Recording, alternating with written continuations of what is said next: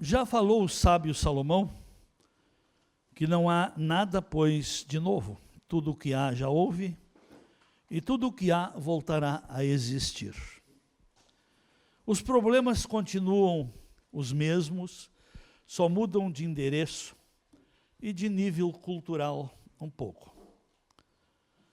Até mesmo os anseios espirituais. E temos que entender que o ser humano é um ser insatisfeito. Pode ver, quando uma pessoa começa a prosperar na vida material, ela começa a adquirir patrimônio e ela nunca diga chega ou basta. Ela continua, ela não desiste. Assim é em tudo. A alma do ser humano é como uma criança, nunca basta, nunca chega. Uma criança, ela nunca vai rejeitar um presente ou uma novidade que ela vê. Ela quer. E quer sem ter consciência de que precisa. Mas é essa ansiedade, é essa ambição, é essa infantilidade de alma. E aqui que eu quero colocar para os irmãos, como é culto de libertação, o poder que liberta está na palavra. Por isso Jesus mesmo falou em João 8:32, conhecereis a verdade, e a verdade vos libertará. Pedro fala que é pelo seu divino poder que ele nos dá todas as coisas que conduzem à vida e à piedade pelo conhecimento completo. Porque conhecimento incompleto cria muita frustração e a pessoa se engana com facilidade. A maioria dos cristãos não tem coragem de resistir meia-verdade ou confrontar meia-verdade. Quando tem alguma coisa que ele diz, que vê que é Bíblia, ele engole tudo. A maioria dos crentes, eu uso uma linguagem bem lá, interiorana, é que nem avestruz. O que você joga na frente, ele...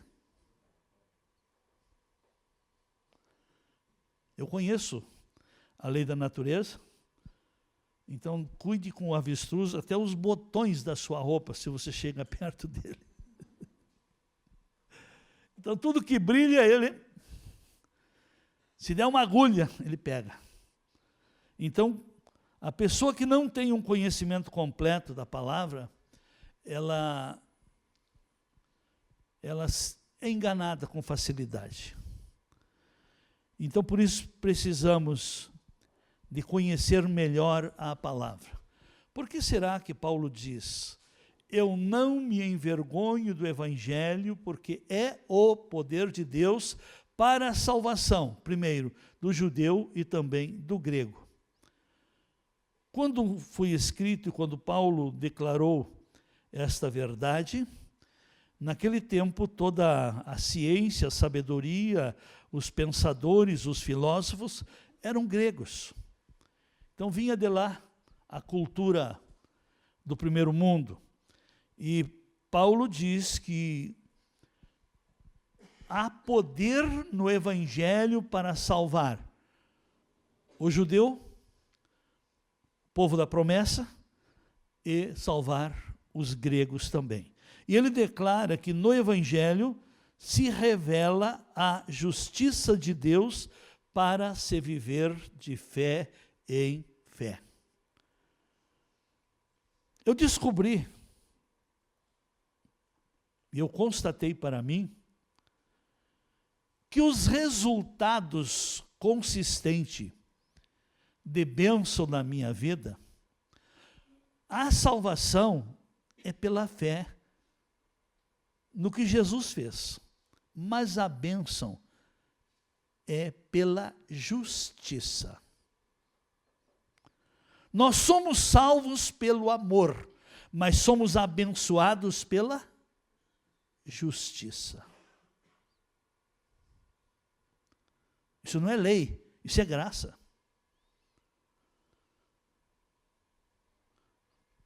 O salmista, no Salmo 37, desde o verso 3, tem um ensino muito prático, muito lindo aí, que ele diz: confia no Senhor e faze o bem. Habita na terra e alimenta-te da verdade. E aí depois abre para sonhos. Agrada-te do Senhor. Procure se identificar com o Senhor, criar intimidade com o Senhor, e Ele satisfará os desejos do teu coração. Não adianta orar: Senhor, Tu sabe qual é o desejo do meu coração. Senhor, tenha misericórdia de mim, me supre, me nutre, me concede uma bênção. Não. Nós não precisamos pedir bênção. Nós precisamos ser bênção. Procure ser. Procure ser para os outros o que você quer também que alguém seja para você. Procure fazer para os outros o que você gostaria que alguém fizesse por você. É dessa maneira. E aí então ele diz no verso 5, entrega o teu caminho ao Senhor, confia nele. Tem uma tradução que diz assim: confia nele e ele tudo fará.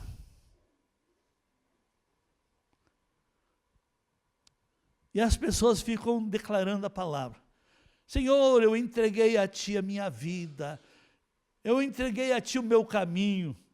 E aí está esperando que Deus resolva. O verso 6. O que o Senhor fará?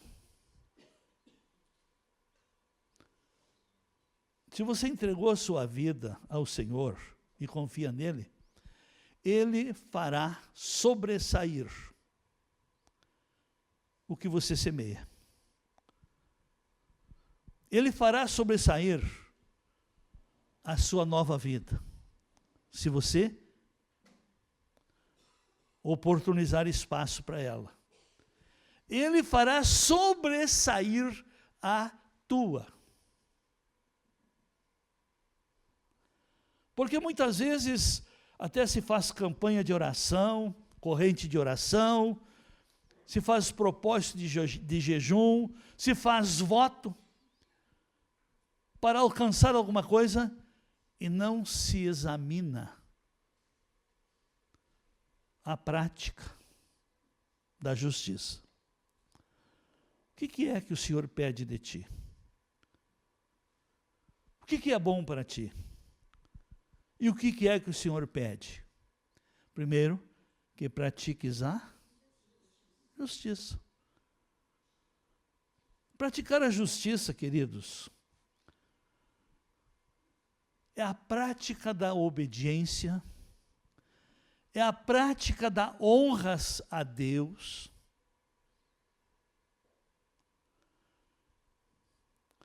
Praticar a justiça é viver a filosofia do reino de Deus, não a filosofia deste mundo. O nosso texto, que temos aí eu acho que já vai para uns 9, 10 anos, Isaías 10, 13, 10 e 11. É pouco pregado, né? Mas tem um poder tremendo esse texto aí. É Deus que está dizendo: digam aos justos, que bem lhes irá. Quem é o justo? É quem procura praticar a justiça. Então quem pratica a justiça é justo. pode dizer para o justo que ele irá bem. Mas também tem uma advertência que diz: ai do perverso. Ai de quem perverte a palavra. Ai de quem perverte princípios. Ai de quem perverte valores. Ai de quem perverte a ordem hierárquica dentro da família. Muitas vezes tem problemas, tem demônios que não saem de dentro de uma família, por quê? Tem princípios quebrados, tem valores invertidos. Não há prática de justiça.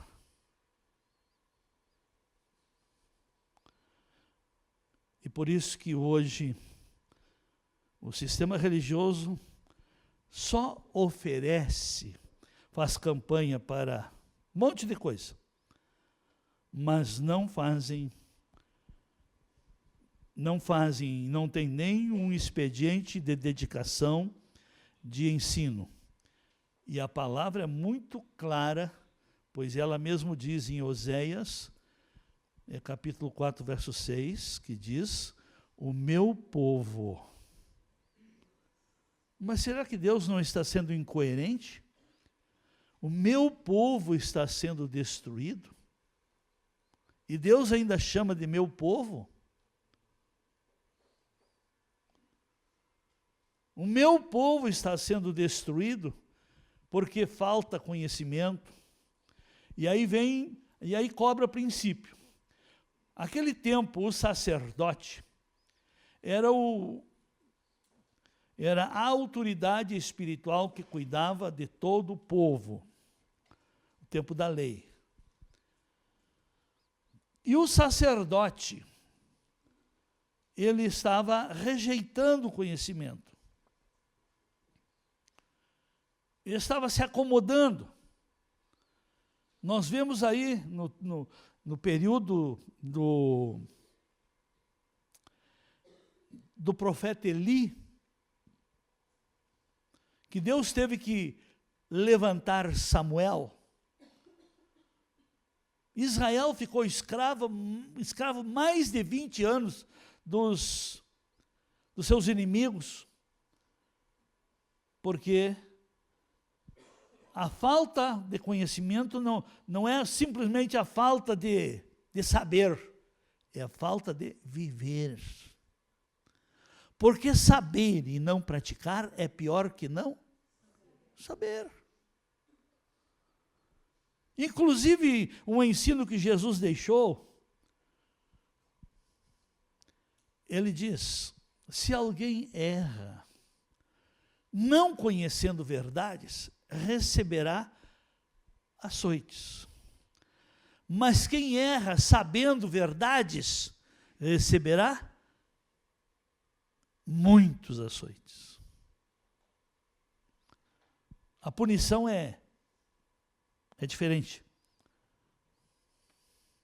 Então o povo perece porque falta conhecimento. E aqui nos mostra, queridos, que quando o sacerdote, e ali está, pegando esse texto lá em 1 Samuel, capítulo 3, a gente vai ver que o profeta Eli foi rejeitado, e Deus rejeitou os filhos dele também. Em Malaquias capítulo 2, a partir do verso 1, o profeta diz assim: para vós, ó sacerdote, este é o mandamento. Se o não ouvirdes e não propuserdes no vosso coração dar honra ao meu nome, diz o Senhor dos Exércitos, enviarei sobre vós a maldição e amaldiçoarei as vossas bênçãos, já as tenho amaldiçoado, porque vós não propondes isto no coração. A desobediência consciente transforma bênção em maldição. E quando o sacerdote, quem é o sacerdote? É a autoridade espiritual dentro do lar. Quando o casal, os dois são cristãos, estão unidos no mesmo propósito. Mas se só tem um que é cristão, pesa sobre o cristão a responsabilidade da honra a Deus. E quando os pais não honram a Deus, a maldição vem para os filhos. E não tem oração que quebre maldição. Não existe. Existem enganos.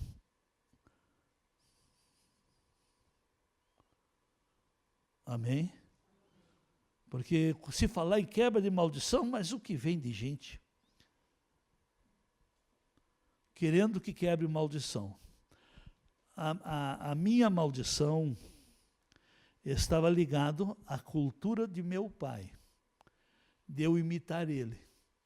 Mas no momento que foi revelado que eu tinha uma herança, eu me posicionei, declarei, rejeitei, e eu, quebrando a maldição que estava sobre mim, começou a salvação nos meus irmãos todos. E era uma maldição que parece que ninguém pode levar a sério. Era falência na vida material.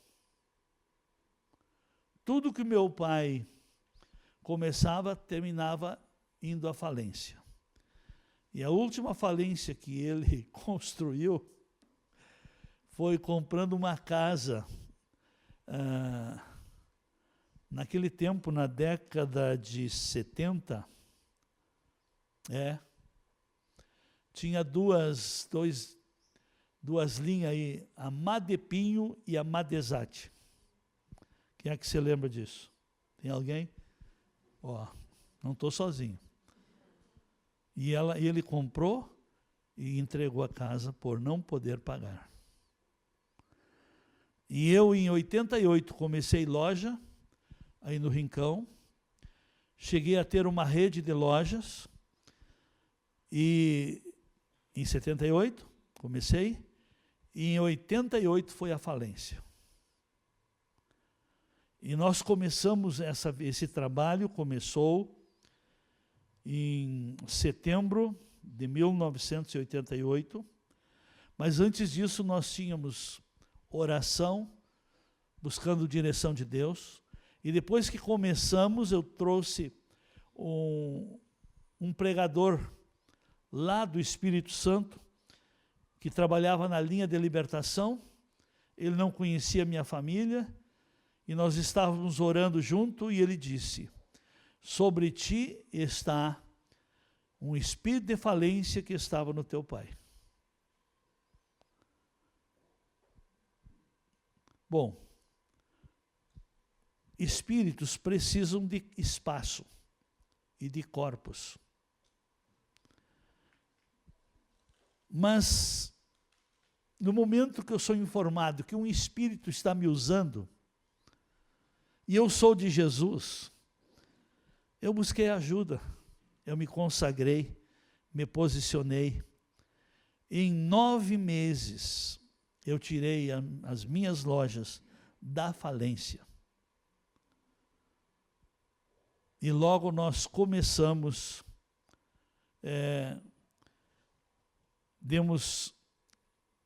foi nesse período que estávamos começando o nosso ministério. Então, meus queridos,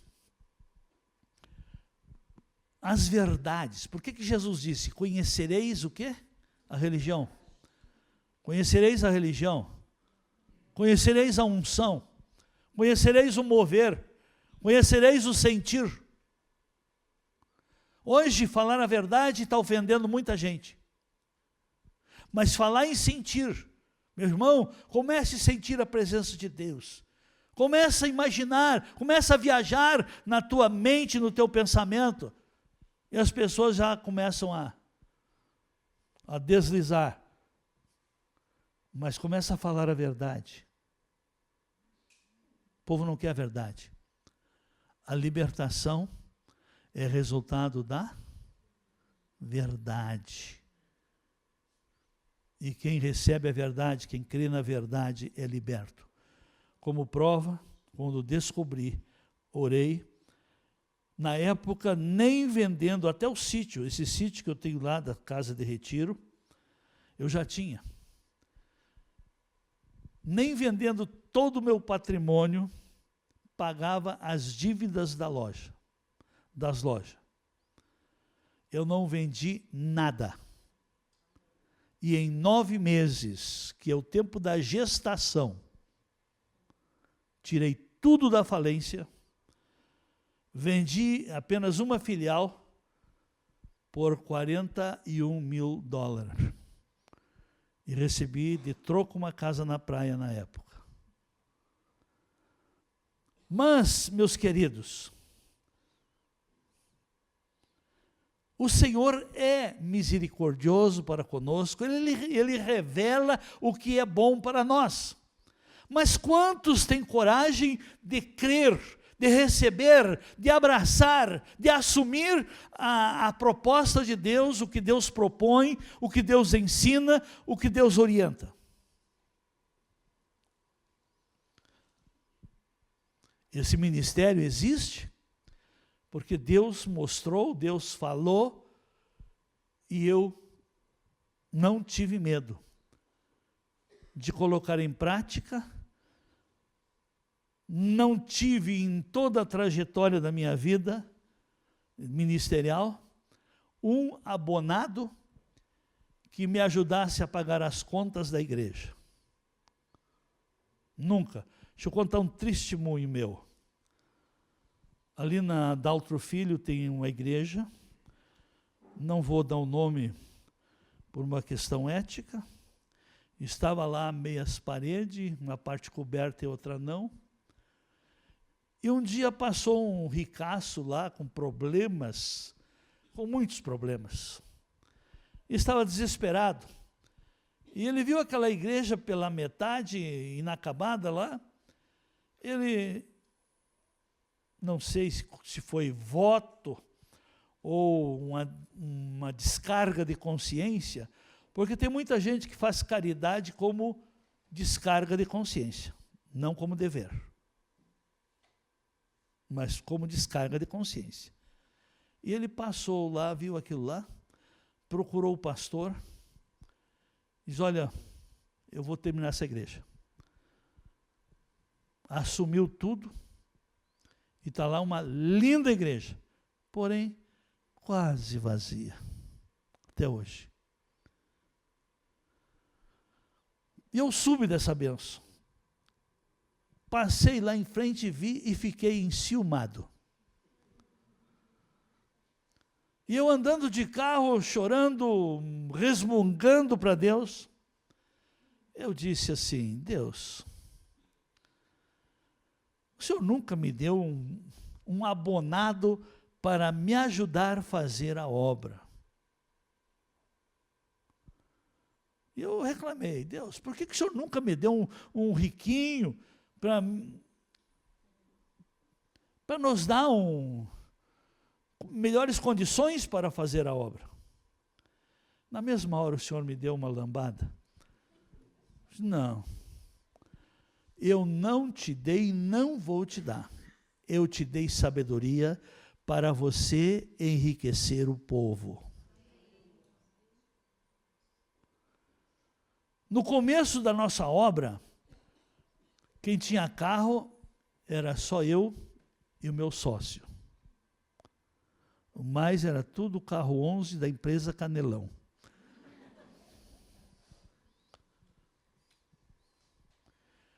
E hoje, não hoje, mas desde muito, temos muita dificuldade até de estacionamento, pela maneira como Deus tem prosperado os que têm crido, os que têm semeado, os que tem abençoado.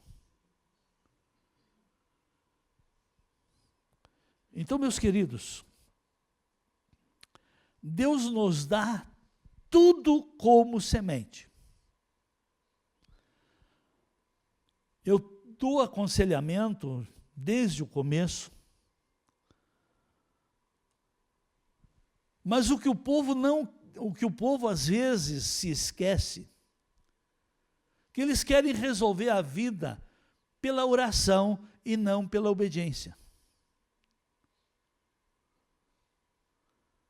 O sistema religioso acha que a oração faz Deus agir. O que faz Deus agir é a nossa obediência. Porque a nossa obediência a Deus é um relacionamento de honra. A desobediência à palavra é uma atitude de desonra a Deus. A maneira que eu trato a palavra de Deus é uma manifestação de honra que eu tenho para com Deus. O descaso com a palavra é uma desonra a Deus. Deus ainda governa aqui nesse mundo através de pessoas que cumprem princípios. Nós não temos que seguir, por exemplo, politicamente, os irmãos sabem que já há bastante tempo criaram o politicamente correto. É o que a maioria pensa. Não é mais princípios, não é mais verdades, mas é o que a maioria pensa. Sabia que entrou isso para o sistema religioso?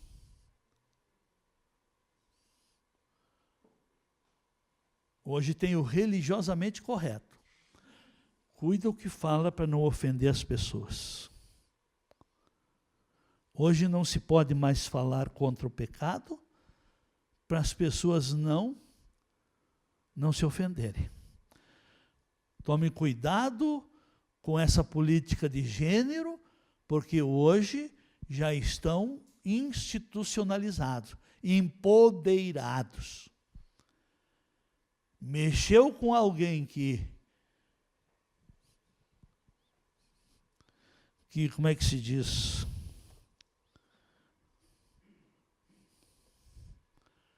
Se corrompeu? E agora? A verdade vai deixar de ser verdade? Não.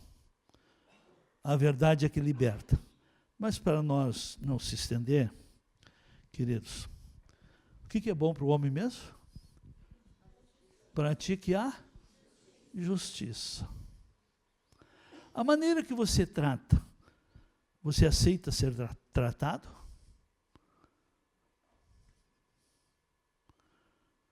Você, como funcionário, você aceitaria um empregado como você, como seu empregado? Vamos pegar agora os crentes. Porque tem crente cheio de dodói também. Ele escolhe mensagem e quem ele quer ouvir. Você aceitaria ser o seu pastor? A sua maneira de ver a vida, a sua maneira de interpretar a palavra, você aceitaria? Você aceitaria ser o seu patrão?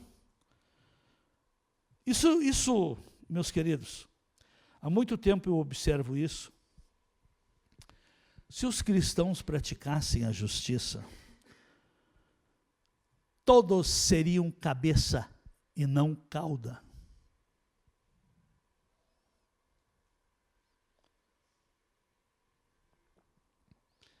Quem está na obediência, vamos pegar esse texto, Deuteronômio 28, 1 e 2, e que diz: se é a condição pessoal, a decisão pessoal, se atentamente ouvires a voz do Senhor teu Deus, tendo cuidado de guardar todos os seus mandamentos que eu hoje te ordeno, o Senhor teu Deus te exaltará. Eu não tenho que fazer um coach para melhorar na vida. Eu não tenho que fazer uma imersão de inteligência emocional, inteligência artificial. Não. Isso aí não garante bênção.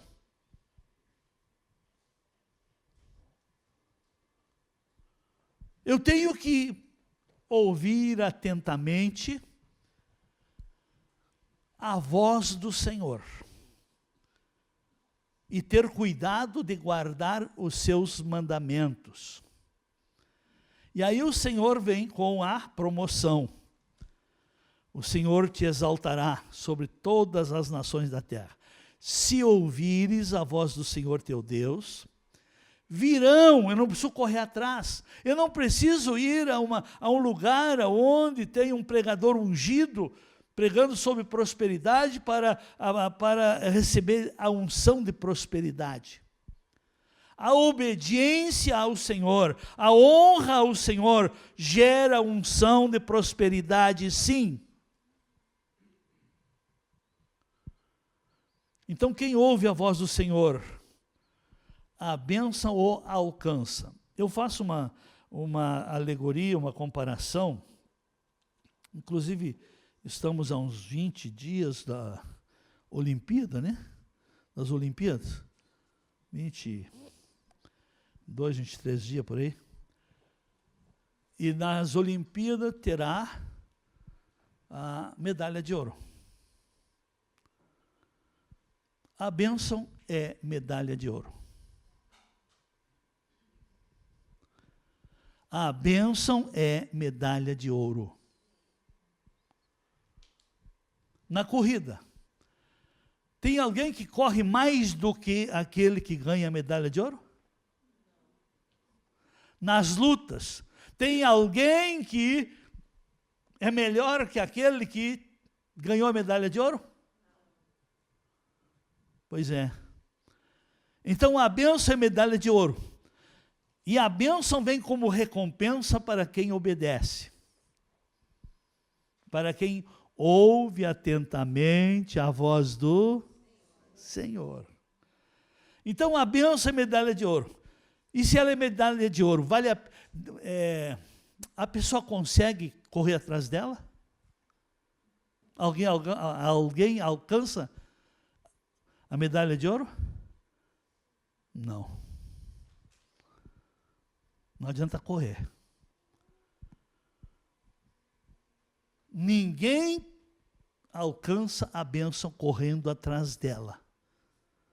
Mas se você colocar em prática as instruções da palavra, é a bênção que vai correr atrás de você.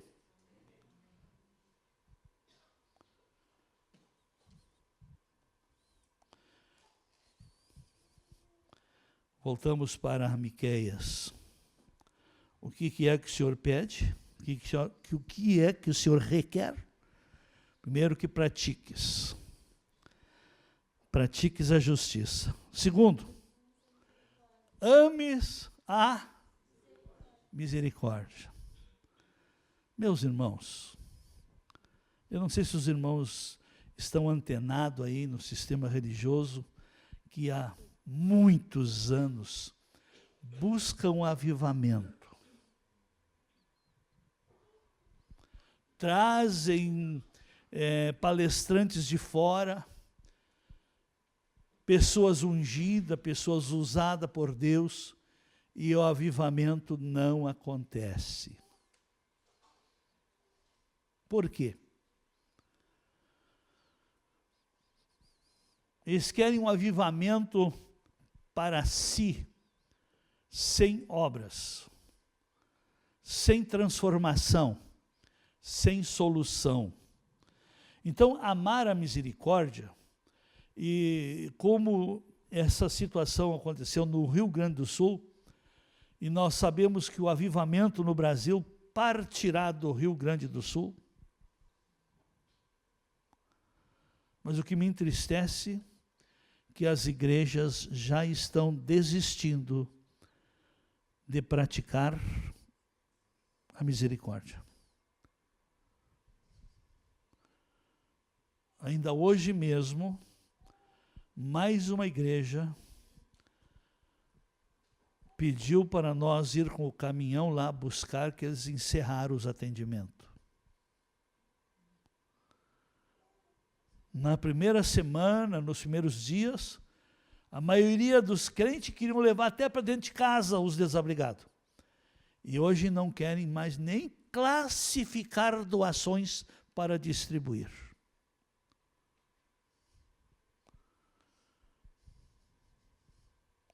Deus oportuniza avivamento. Eu ainda falava, antes de vir para cá com a minha irmã, um socorro, um atendimento, como é que se o exercício da benevolência, da misericórdia. Hoje minha família, começando pela família Rorato, no ano de 1966, hoje tem mais de 25 pastores, fruto daquele trabalho social. Muitas vezes a gente deixa de atender, de socorrer. Quero dizer, nenhum trabalho é vão, nenhuma ação de misericórdia fica sem recompensa. A própria palavra diz que quem não usa de misericórdia não terá juízo, não terá misericórdia no juízo. Mas quem usa de misericórdia não terá juízo, porque a misericórdia triunfa sobre o juízo. E eu faço uma pergunta diante disso aí tudo, para ajudar as pessoas que tiveram perdas. O que Deus pede, Ele não pede espiritualismo, não pede que você ofereça um sacrifício, que você ofereça seu filho pela redenção da sua alma. Não.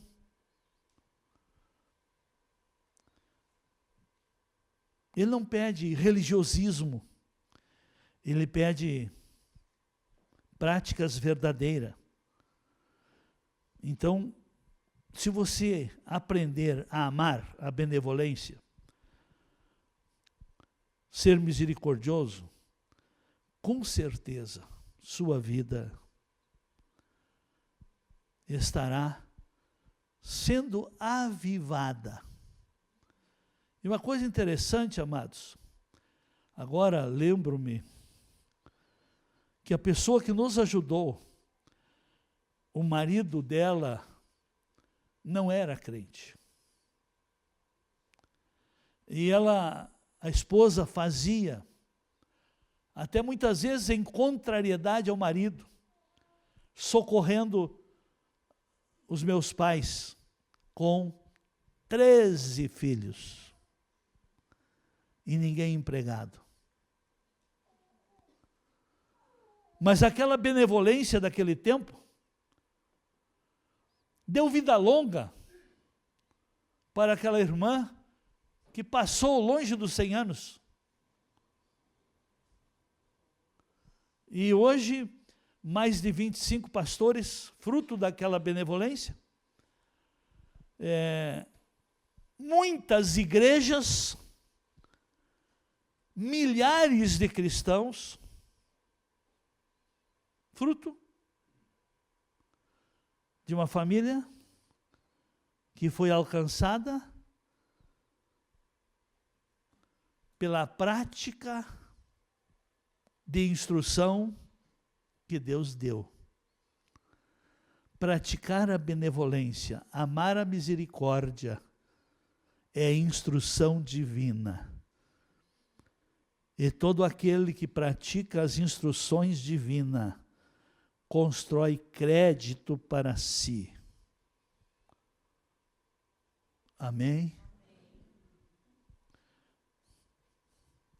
Então, amar a benevolência, amar a misericórdia, ajuda. E o terceiro ponto que Deus vê que é bom para quem pratica, andar humildemente com Deus. Lá em Provérbios, capítulo 22, verso 3, parece que é.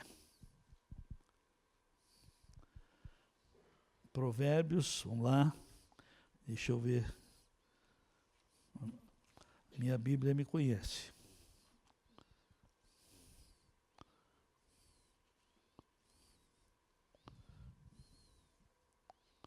O verso 4. Observe aqui. Humildade tem recompensa. Humildade tem recompensa. O galardão da humildade e o temor do Senhor, que são? São o quê? Sonho de consumo. Os resultados da humildade e do temor a Deus não é viver tá catando o espírito por aí, que nem ET. Não. Humildade. Uma pessoa humilde é uma pessoa que está aberta para aprender, está disposta a servir e que procura ser solução. E a recompensa para quem está aberto para aprender e que tem disposição para servir é e será riqueza e honra e vida. Será que seus infortúnios, seus insucessos, não são falta de humildade? Falta de temor do Senhor? E uma coisa interessante, o que é o temor do Senhor? Vamos lá, vou construir uma alegoria. O seu patrão acabou de lhe dar uma tarefa. E você não cumpriu. E logo o seu patrão passa no lugar onde a tarefa era para ser cumprida. E a tarefa não foi cumprida. Como é que aquele que recebeu a ordem fica? Com medo. Fica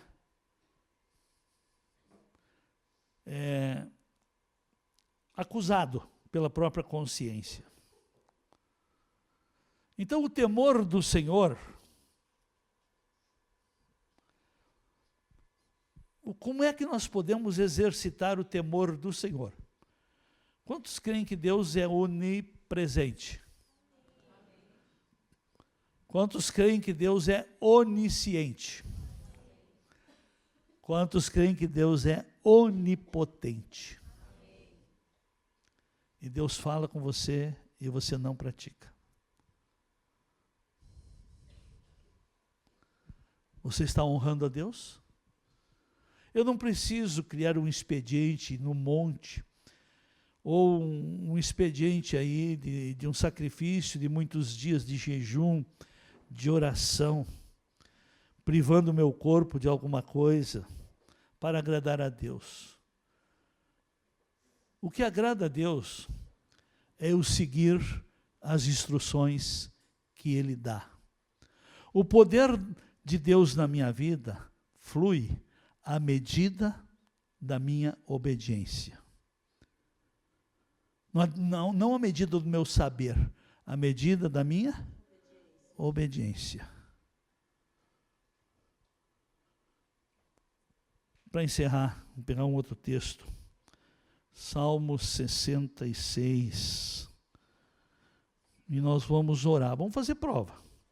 Será que Deus está aqui hoje? Todos dizem amém, mas você fez prova? Podemos fazer.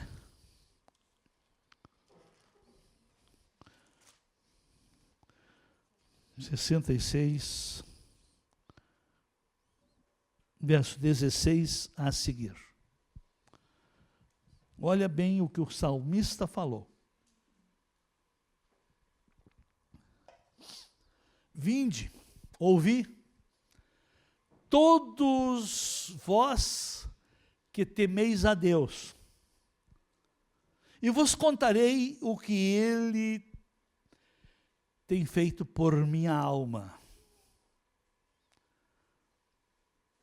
A Ele clamei com a boca, com a língua o exaltei. Agora observe. Se eu no coração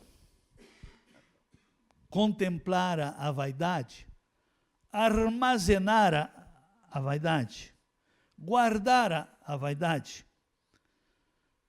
o Senhor não me teria ouvido. Entretanto, Deus me tem ouvido e me tem atendido à voz da oração. Bendito seja Deus que não rejeita a oração, nem aparta de mim a sua graça.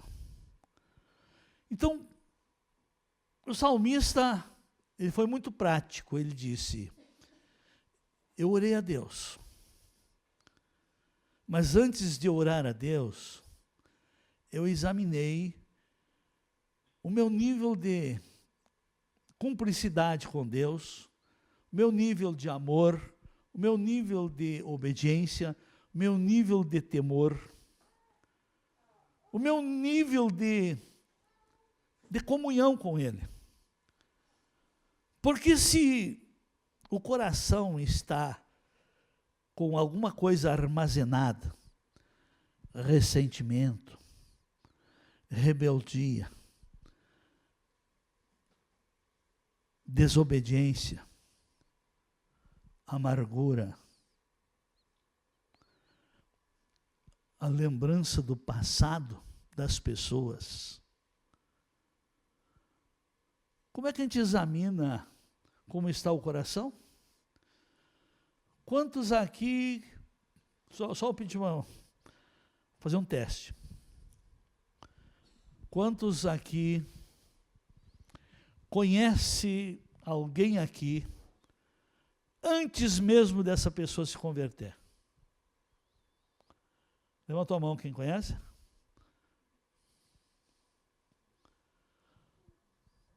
Amém. Então, aumenta o compromisso.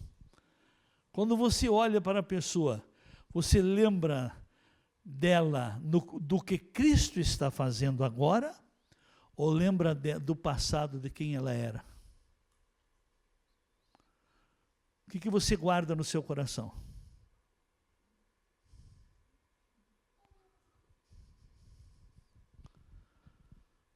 Quem a pessoa foi? O que a pessoa já aprontou?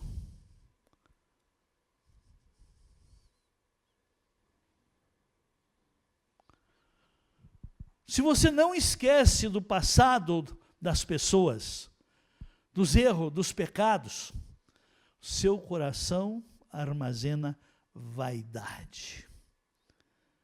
Eu tenho que guardar essa história, porque uma hora dessa ele vai querer ser mais do que eu e eu não posso deixar.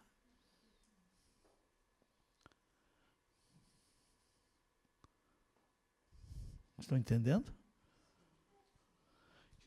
E aí depois, o que acontece? As orações não funcionam.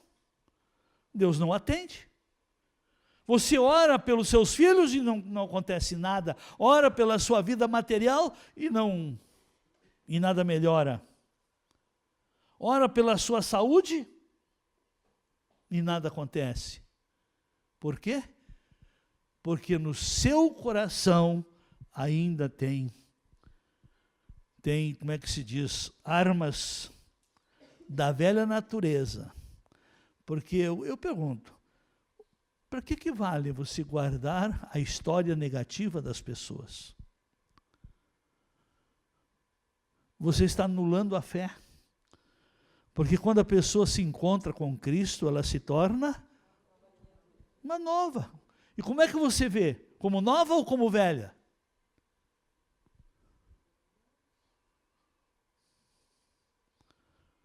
Amém?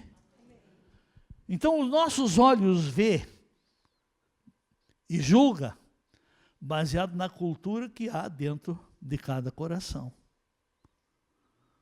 Você julga os outros baseado nas suas fraquezas. Que Deus tenha de nós. Amém? Eu sei que não é uma palavra para visitante, mas não sou visitante. Tá? Eu estou bem representado aqui, mas quando tiver necessidade, pode me chamar. Amém? Essa obra nasceu no coração de Deus e ninguém vai alterar. Amém?